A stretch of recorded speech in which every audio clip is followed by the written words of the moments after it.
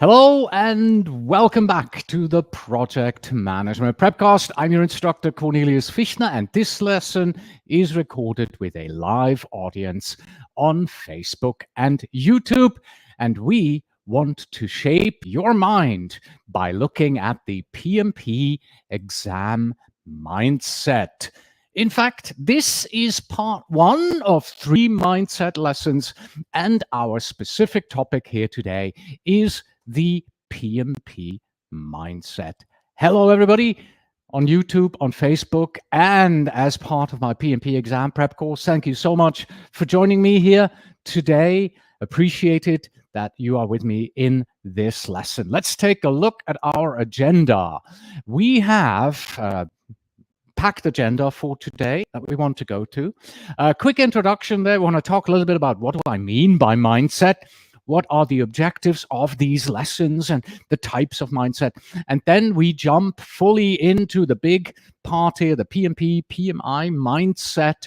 And at the end, I have a take action for you as well.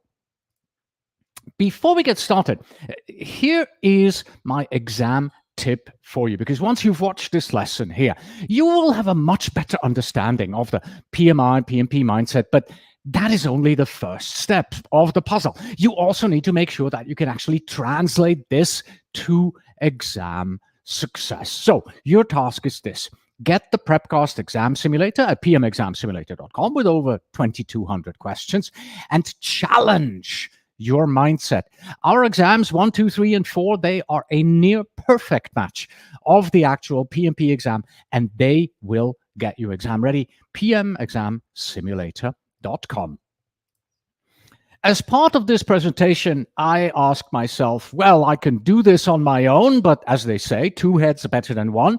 How about 17 heads instead? So what I did is I reached out to my colleagues in preparation of this mindset lesson, and I asked them for their input. Here they are: Vicky Rona, Tony Johnson, Jeff Furman, Antje Lehmann-Benz, Kevin Archibald, Sarah Gallagher, Marie Spark, and Eric Verjou. But wait, there are more. 8 more, in fact: Marcus Kopko, Anne Massawe, Herbert Gonda, Stas Podoksin, Janine Farelli, Andy Kaufman, Shiv Shenoy, and Robert Lee.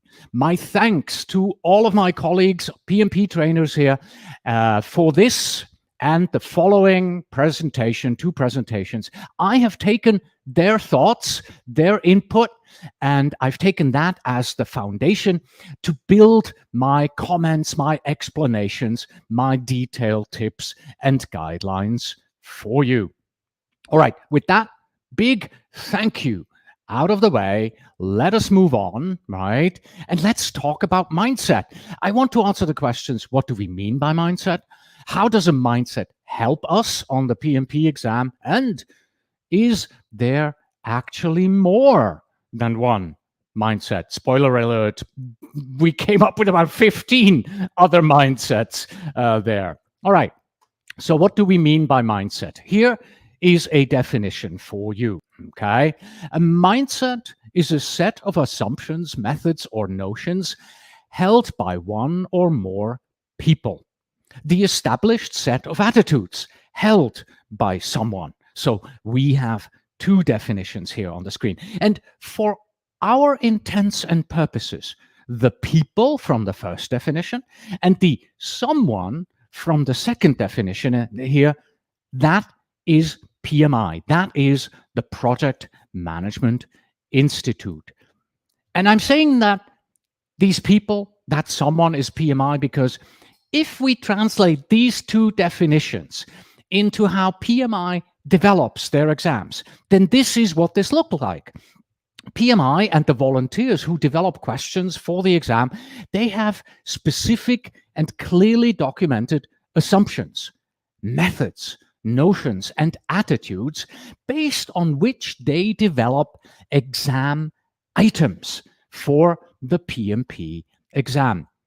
And these 2 words, exam items, they are in themselves a mindset, because PMI's mindset isn't we are developing questions for the PMP exam. We are developing items for the PMP exam, because items, there's more to it than just a question. You need a question, you need the explanations, you need supporting documentation, maybe you need 5 answers, maybe there is so much more that PMI does than just developing exam questions. They develop exam questions, right? There are other elements that need to be developed as part of this. So, in other words, if you understand the mindset under which PMP questions, if you understand the mindset under which PMP items are developed, well, it will be much easier for you to spot the correct answer. And my job right now in these lessons on the mindset is to guide you to better understand PMI's mindset. That understanding will help you adjust your own mindset in approaching the exam so that you are on the same wavelength as PMI. You will be plugged in to how PMI thinks, right? And once we have achieved this, shall we call it a Vulcan mind melt between you and PMI, it will be much easier for you to bring it all together. And here is what I mean when I say to bring it all together. Let me explain this. So your task on the exam is to spot the best answer that there is for a given scenario. And to help you with this, you have these and more factors around to consider.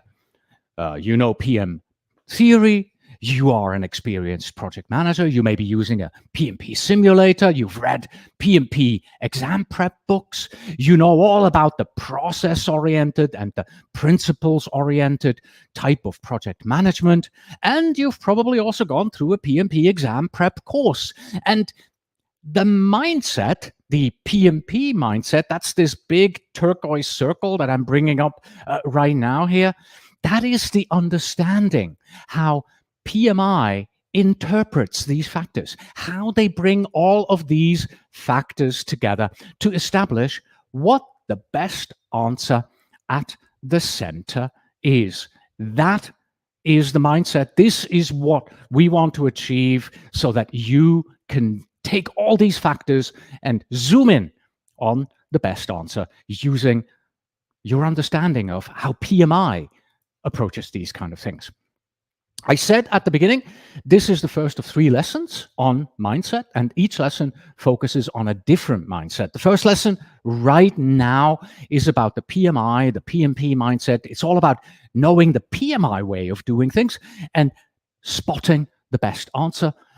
Lesson 2, part 2, will be about the agile mindset, and then part 3 is going to be all about exam taking mindset. Excuse me, because many of us have been out of school and university for quite a while. So how do we get our mind back into actually taking this exam? As I said, we came up with a number more other mindsets here: hybrid, blended, sustainable, right? And thanks to Jeff Furman for these here. He listed them out for me. And it's actually true. Think about it this way, right? If you are managing an agile project, you have an agile mindset. But if you're managing a plan-driven waterfall project, you do this using a waterfall type mindset. If you are using Kaizen, you have a Kaizen mindset. If you have ethical issues, you got to get into an ethical mindset. So all of these are other mindsets that you could apply. But let me go one slide back. In my opinion, all of these, they kind of fall into these main 3 categories here: PMP, PMI, agile, and exam taking mindset. So even though there are many others, I look at these just as subcategories of the 3 lessons that you and I are going to go through together.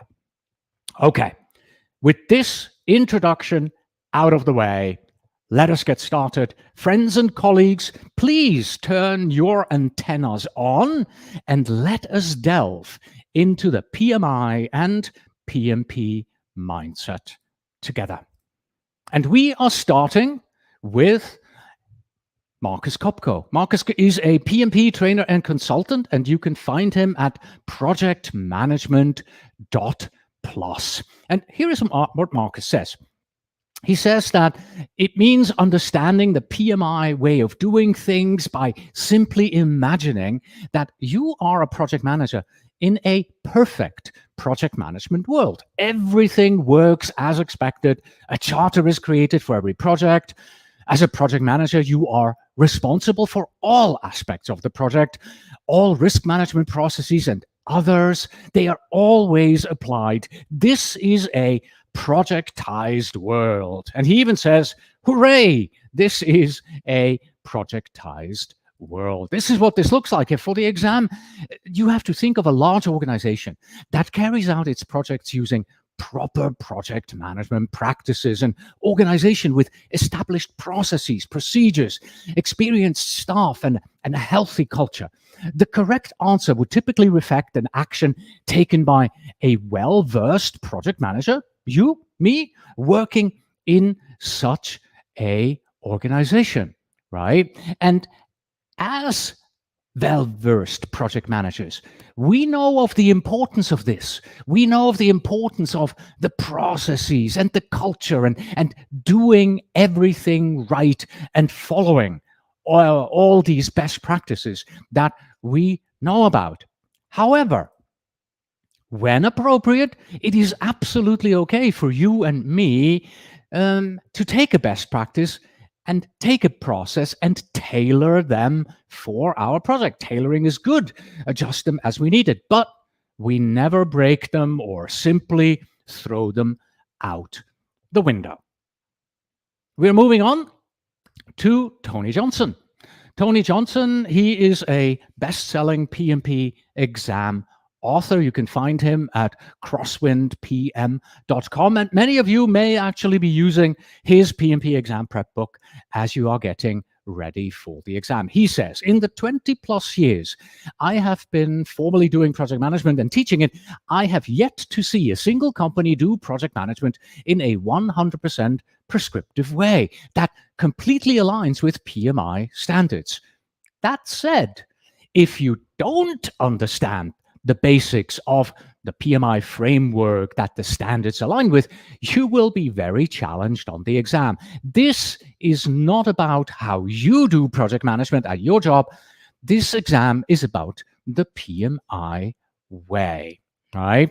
And let me add here the statement that this can be especially challenging if you are a project manager with a lot of seniority, right? 3 years is minimum for the PMP exam, but let's say you have 10, 15, 20 years, then adjusting to the PMI way, that can be challenging, right? It is not easy to adopt the PMI mindset. One of the most challenging things for a practicing project manager to overcome when taking the PMP exam and be able to answer its questions correctly is the ability to really get out of the real world mindset, get into the PMI mindset. Your personal experience, very valuable as you're prepping for the exam, but it becomes a hindrance when your experience conflicts and clashes with PMI's point of view, the PMI mindset. It does not mean that you are wrong and PMI is right. It also doesn't mean that you always have to just agree with the way PMI is doing things, but you are taking a PMI exam. And for that time, as you are doing this, well, guess what? PMI is right. You have to adjust to PMI and not the other way around, period, right? Let me give you a silly example here, right? We all do this. When you drive your car, when you drive your bicycle, you come to a stop sign. You don't come to a full and complete stop and put your foot on the ground on the bicycle and everything that you have to do. We all do that. But if you're taking a driving test to get your license, you are going to come to a full and complete stop. And it's exactly the same thing for the PMP exam. You need to follow the PMI way of doing things, you need to understand and internalize the PMI PMP mindset. But that much said, PMI is right. Let's also go over here to this as a contrast. And I'd like to bring this slide in here because I copied this from one of my PMP exam lessons learned webinars. And this is what a successful exam candidate had to say after taking the exam. PMI is really trying to measure how much you are able to apply your real life knowledge to exam scenarios. This means that even though for the exam we want to assume a perfect world, as Marcus Kopko put it, and follow the PMI way, as Tony Johnson reminds us, PMI is really trying very hard to bring real life knowledge and experience into the exam. But I can tell you this, if push comes to shove on the PMP exam, I will always select the perfect PMI best answer over anything else. We are moving on to our next expert. This is Jeff Furman. He is a project management instructor, also an author, and you can find him at jeff-furman.com. And that dash is important, so it's jeff-furman.com.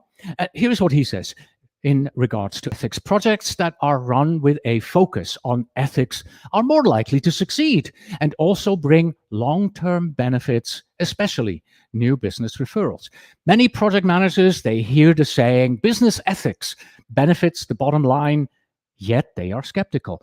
Many studies, however, have shown that ethically run companies are more profitable. And the upshot is that whenever there is a costly corporate scandal, BP oil spill, the Volkswagen cheating on their diesel fuel emission numbers, the root cause invariably turns out to be a disregard of ethics.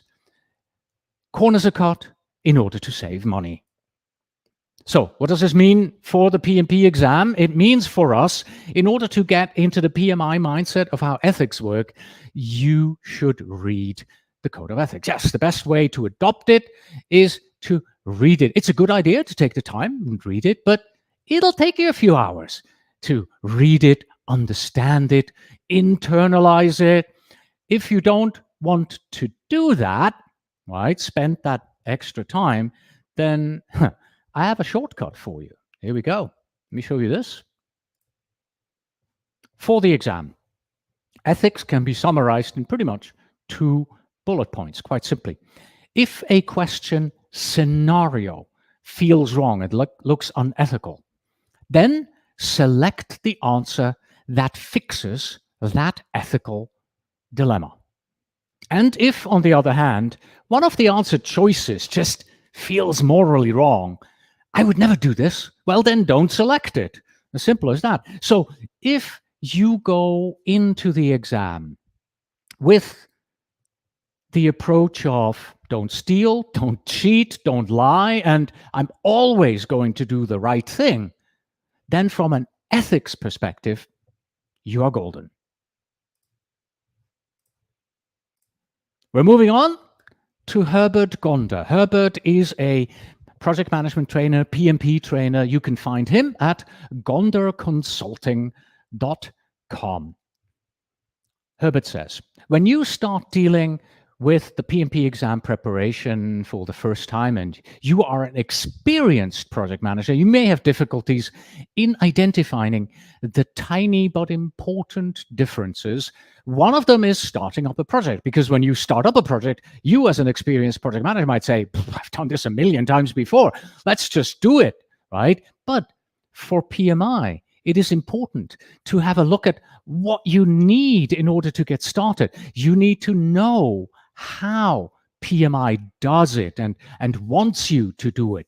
But you also need to know the correct vocabulary: enterprise environmental factors, business case, organizational process assets, project charter. You should know the necessary preconditions on the processes. Right. So Herbert's recommendation here focuses primarily on the fact that you need to start a project right. But I want to broaden this here because I want to take this to the next level. You need to know how to do all the processes, all the tasks right in regards to how PMI wants us to do them, right?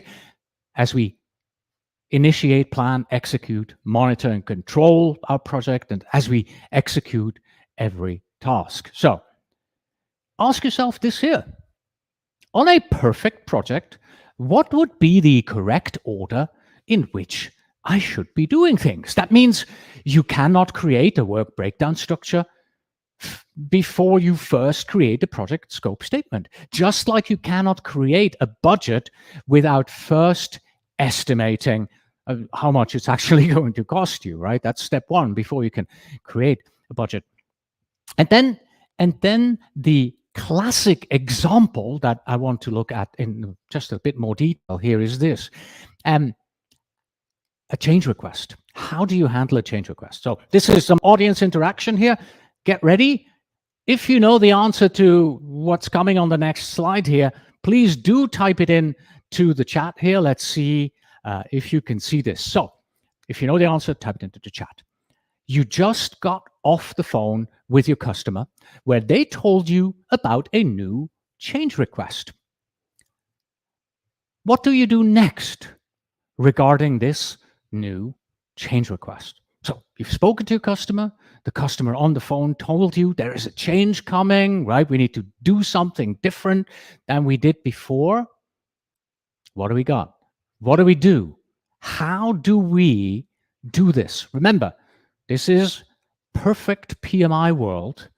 This is the perfect PMI answer that we're looking for in this particular situation here. I know there is a lag between me talking and you being able to actually input your answer on YouTube and Facebook. So I'm going to go and give you about 5-10 seconds more here. See if anything comes in.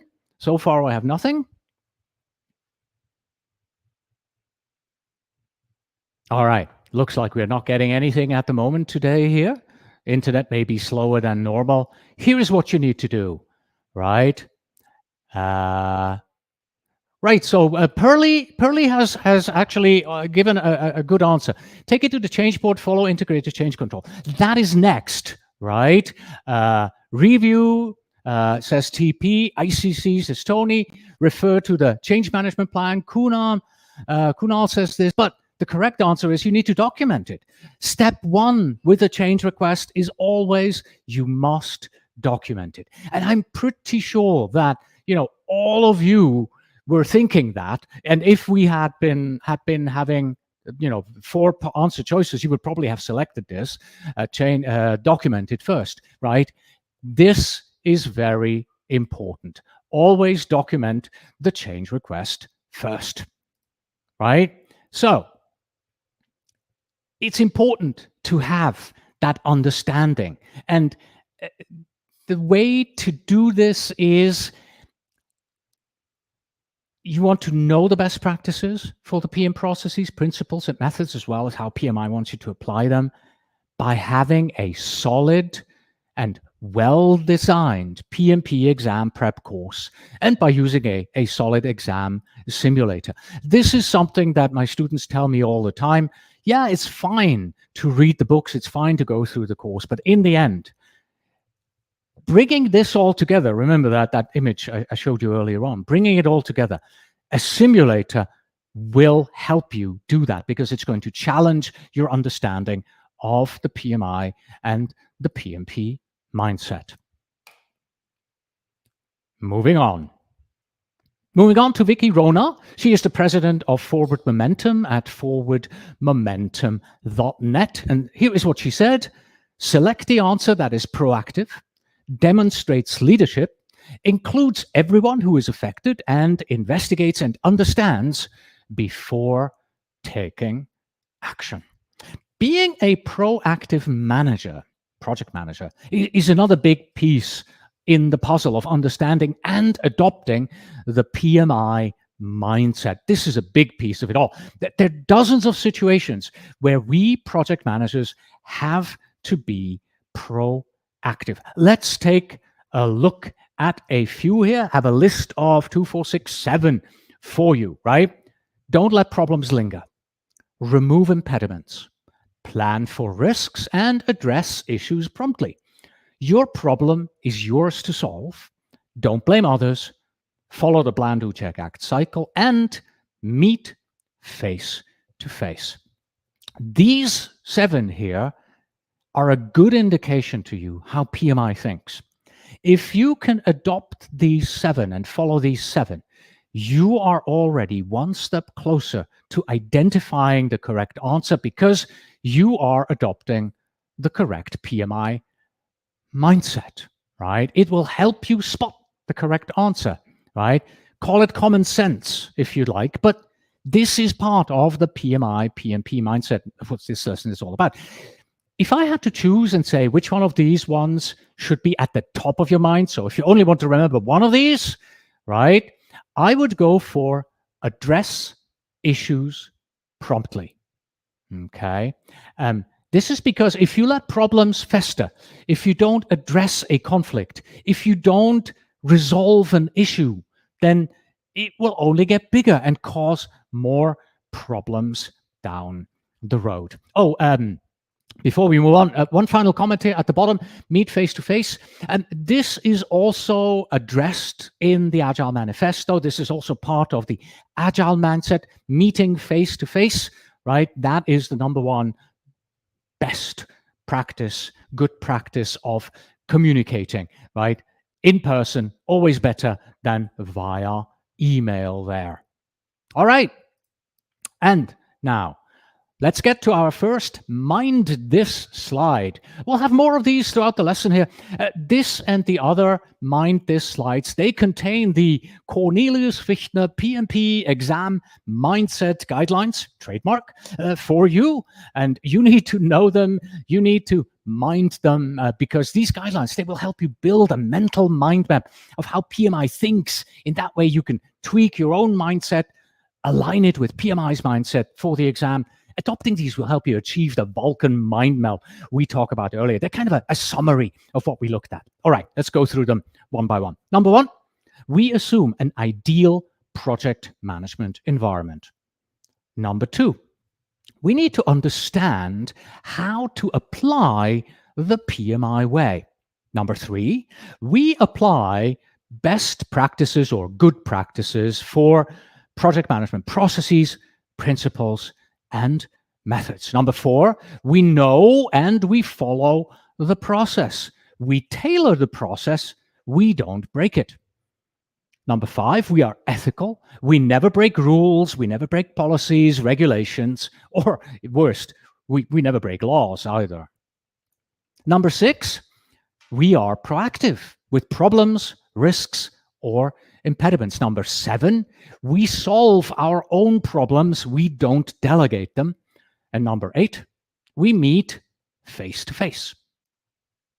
After these 8 summary guidelines here, let us move on to Janine Ferrelli. Janine Ferrelli is a colleague of mine. She works together with me. She's the PrepCast project manager. You can find her at pm-prepcast.com. She is, in fact, the absolutely stellar project manager who keeps things together and on track for the development of the PrepCast training course. This lesson here, by the way, this is one of the many lessons from within this course. She says, when reading questions that ask you which action to take next, the best answer is often about finding and analyzing the root cause of an issue by reviewing a plan, document, or meeting with the team to better understand the issue. So, root cause analysis before you do something is very important. But once you have decided that something needs to be done, there is one more thing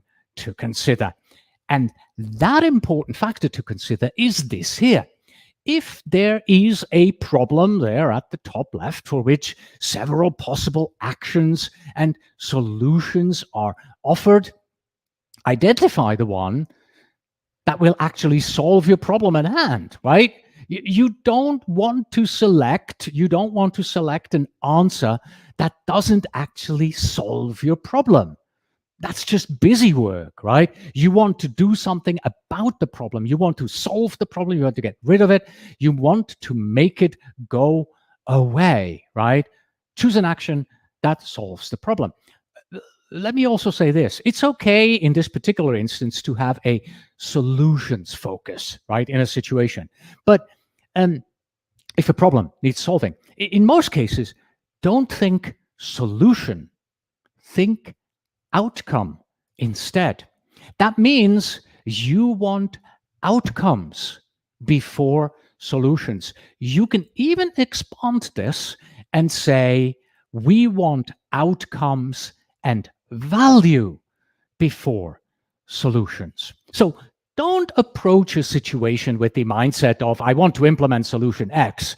Instead, approach it with the mindset as an outcome. We want to increase throughput by 10 story points per iteration. Now you have defined your outcome, and you can approach it with a curious mind and explore all possible solutions without having a preconceived idea of what solution you're actually going to implement. Outcomes and values before solutions. We're moving on to Sarah Gallagher. She is the president of the Persimmon Group at thepersimmongroup.com. And don't make the same mistake as I always make when I type in the URL. It's the persimmongroup.com, not the Persimmons Group. So there's only one S in that, thepersimmongroup.com. Most people, Sarah says, find this exam challenging regardless of their background. But in my experience, one group in particular is likely to struggle. Project managers for whom the majority of their experience is in one company or one industry. So understand the terminology that the terminology that you've used for years in your company may mean something totally different in the PMI universe. For example, walk up to a project management colleague of yours and tell him, hey, show me your project management plan. Most likely they will reach down and pull out the project schedule from their drawer, right? A project management plan and the project schedule. Those are two totally different things on the PMP exam for the PMP exam and the PMI mindset, right? Maintain curiosity, self-awareness about the assumptions that you bring to the table here. That much said, this is in fact something that PMI has received a lot of negative feedback over the years. Your exams, people say, and the PMI way of doing things, that's not what's happening in the real world, right? They're all separate here, right? And thank you very much. KK did 1108. These are excellent tips. Appreciate it. So, yes. So in the past, people used to say this. These are separate. But this is changing, right? More and more, these three circles are overlapping. And remember, earlier on, I brought up this lesson learned from one of my students who said that PMI is really trying to measure your experience on this exam, right? So this overlapping that you see here of these circles, this is more and more happening, and the exam is more and more moving into the center here of this Venn diagram. Okay, right. So one way for you personally to help you merge your experience and background with PMI is to adjust your project management language to PMI's project management language. And simply the best way of approaching this is by reading PMI's glossaries and then start using that language in your everyday life as well. And there are, in fact, 3 glossaries that I want you to read. PMBOK 7, Agile Practice Guide, PMBOK Guide 6, here from left to right.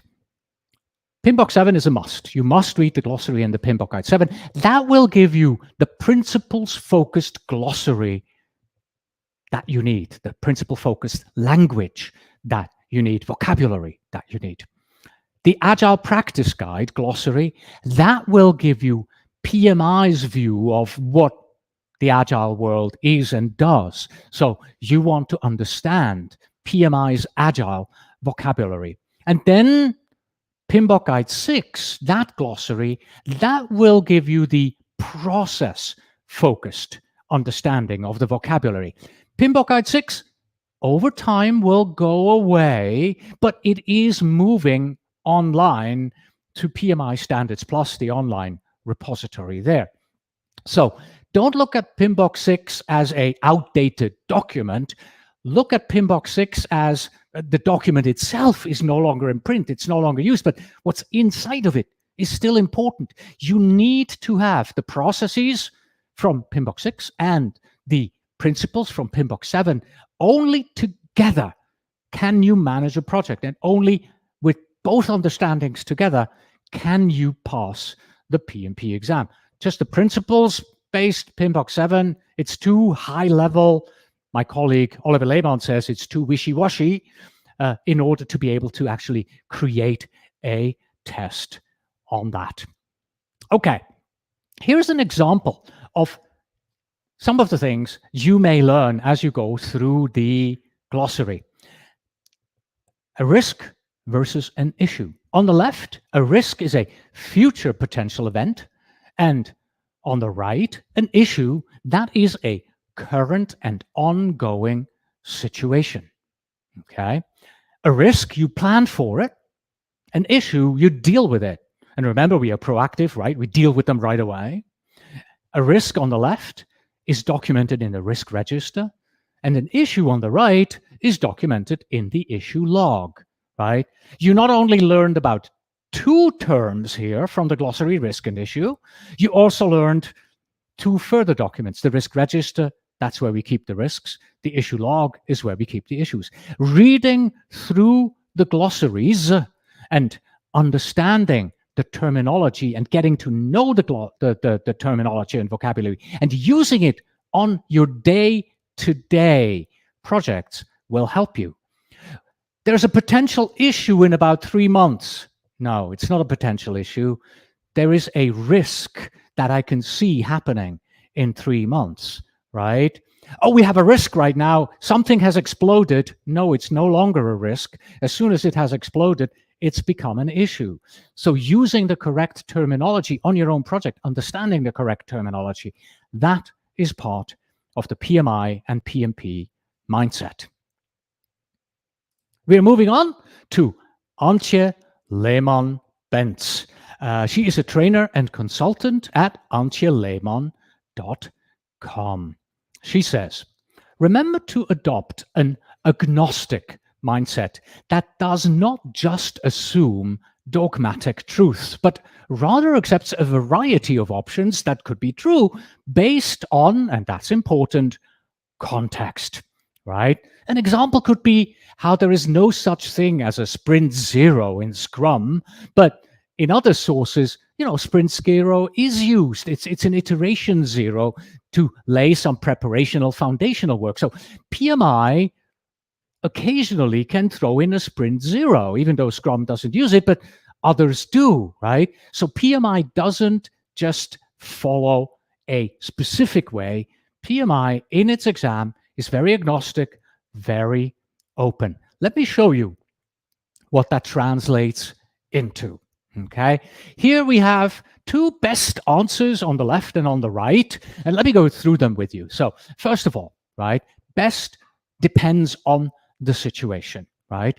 On the left, very likely, if an answer talks about adopting a principle, using a principle, then likely this is the best answer that you should select. If the answer mentions good leadership practices and it talks about that, then very likely good leadership could be the best answer to your question. If there is an ethical option as part of the 4 answer choices, well, the ethical answer here is likely the one you want to choose. If it is all about a good practice here, then Yeah, the good practices are what PMI promotes.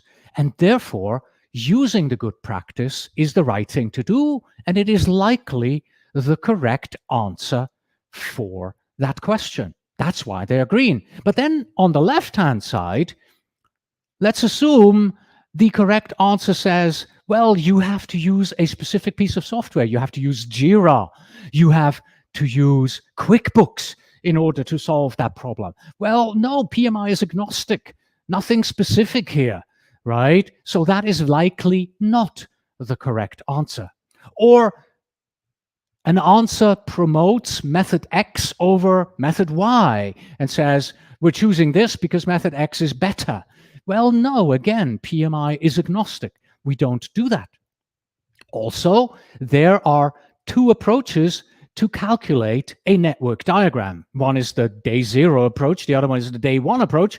And if the answer says, oh, day zero is always the better one to use, then that is likely incorrect because PMI is agnostic. PMI doesn't care whether you use day zero or day one. And the same thing with, oh, we're always going to be using Scrum. Scrum is always the best. PMI definitely doesn't do that. PMI doesn't say Scrum is the best. PMI is agnostic. Okay? So now we have green on the left and we have red on the right. But as I said, best depends on the situation. Let me change the situations for the ones on the right. Let me give different examples and let's turn those green because we can turn these answers green and you'll immediately get where I'm going with this. All right, let's start with Scrum here. All right, Scrum. Okay. If the charter says we have decided to follow the Scrum approach on this project, then likely Scrum will become the correct answer for this particular scenario, and Scrum becomes green. The day zero network approach there at the bottom. So that requires you to do calculations, right? You calculate the day zero, you calculate the day one, you do all of that. And you notice, you know what? Day zero, that's actually the correct number. And day one, the solution that PMI shows, has the incorrect number. Well, now day zero, because it has the correct number of days in the network, it becomes correct. And it turns green. Method X is better than method Y. Well, if method X gives you an answer that is proactive, that resolves the problem, that shows good project management practices, well, that is then most likely the correct answer, even though a specific method is mentioned. It becomes green. And last but not least, Jira and QuickBooks, if it's not specific, if it's generic, right? This problem could have been avoided by using accounting software or a software for issue tracking for agile project management should have been implemented. That becomes likely the correct answer and it becomes green. That's what we mean by best depends on the situation. Yes, PMI is agnostic, but even agnosticism means that sometimes, based on the given scenario, Scrum is better than whatever disciplined agile, because in this particular scenario, the answer around Scrum is phrased in such a way that it just makes more sense with the scenario. This is the kind of mindset that you have to adopt. We are moving on to Shiv Shenoy. He's a PMP coach and author. You can find his excellent website at pmexamsmartnotes.com. Shiv says, we often see that in a real-life project, our approach to meet the challenge is governed by many variables in the environment, depending on the stage of the project, considerations for future business from a client, availability of resources, short-term solutions, politics within the company, right? However, from PMI's perspective, there is an ideal solution for each type of challenge. In real life, right, a project decision on scope, on schedule, that could easily be overridden by a sponsor, by a stakeholder who is strong-willed and has a lot of influence over your project. But in the ideal project management world, you have to imagine that you, as the project manager, you have pretty much complete control over the resources, right? Unless maybe, you're more of a project coordinator type person. But in a projectized scenario, you have control, right? So don't base your answer on personal project management experience. Go for the ideal PMI world using the ideal project manager hat, wearing the ideal project manager hat, which takes me back to this here, right? The best answer in the center of this, bringing it all together by applying the PMI mindset, is identified by understanding all of this, by knowing what the ideal is, what the good practice is, how PMI does these kind of things, right? Note also that here in the center, I didn't point this out earlier, it's the best answer, right? The best answer. Occasionally, these answers look all exactly the same. Maybe a word is different, right?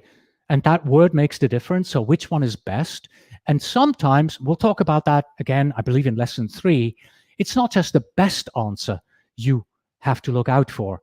It's the least wrong answer that you need to select. We're getting back to the next set of Cornelius Fichtner's PMP Exam Mindset Guidelines, trademark. And we've had 6, 7, and 8 previously. We're continuing with 9, where you want to identify the root cause, and we're looking for outcomes before solutions. Then another guideline, number 10, is actions solve problems. So choose the action that actually solves the problem and isn't just busy work. Number 11, you need to know PMI's language by studying the glossary, preferably all 3 glossaries, PMBOK 7, PMBOK 6, as well as the Agile Practice Guide.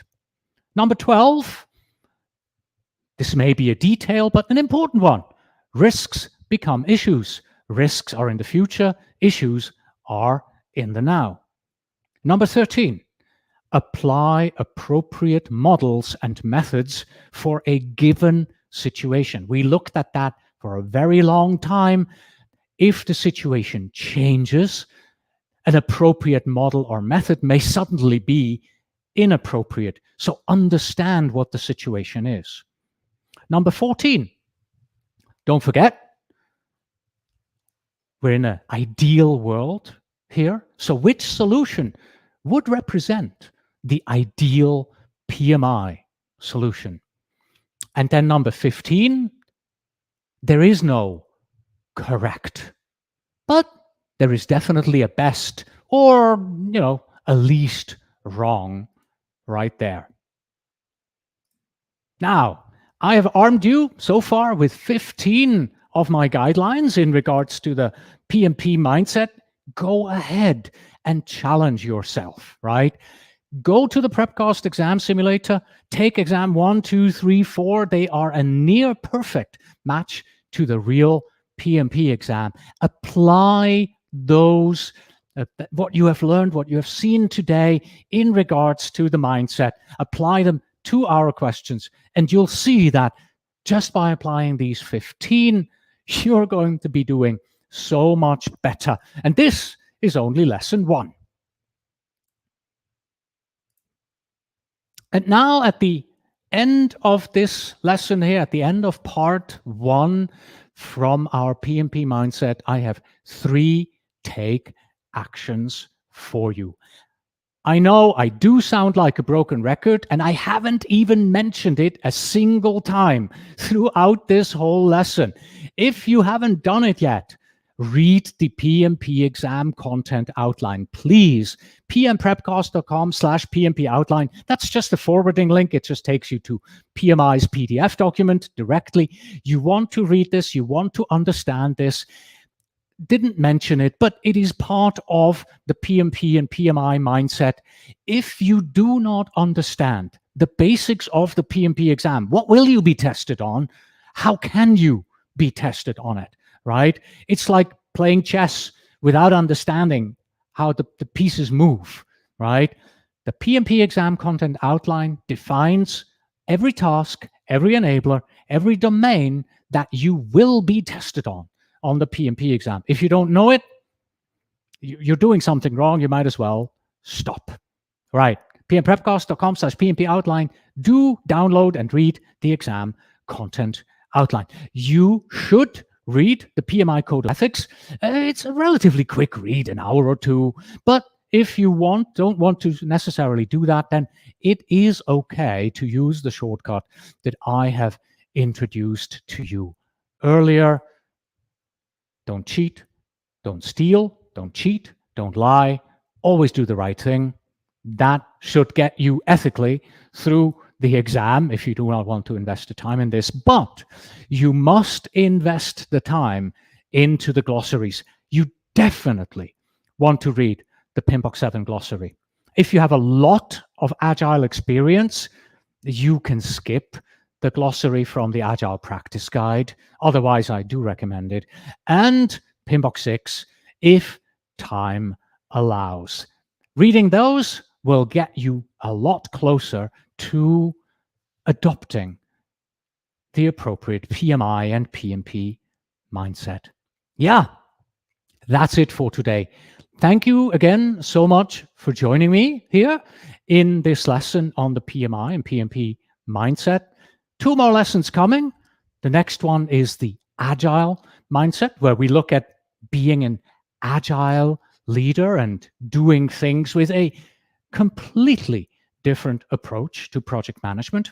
And then the third lesson is all about how do I get ready for this exam? I have not been in school for so long, and suddenly I have to do all this studying, all this prepping. How do I get ready for this 4-hour, pretty grueling exam there? Okay, there's more to it because in lesson 3, we have a lot of tips of how to actually analyze sample exam questions on the exam. It's a bit more hands-on here than what we've seen today. Getting a lot of thank yous here from various people. I appreciate your times. Thank you for the thumbs up there. KKIDD1108. That's a mouthful. All right. I appreciate that very much. And with that, we come to the end of this lesson. Thank you again for being here. Until next time. But before you go, this lesson is part of a series of lessons in which I help you to be better prepared for your PMP exam. Please do visit pm-prepcast.com/more to watch all of them.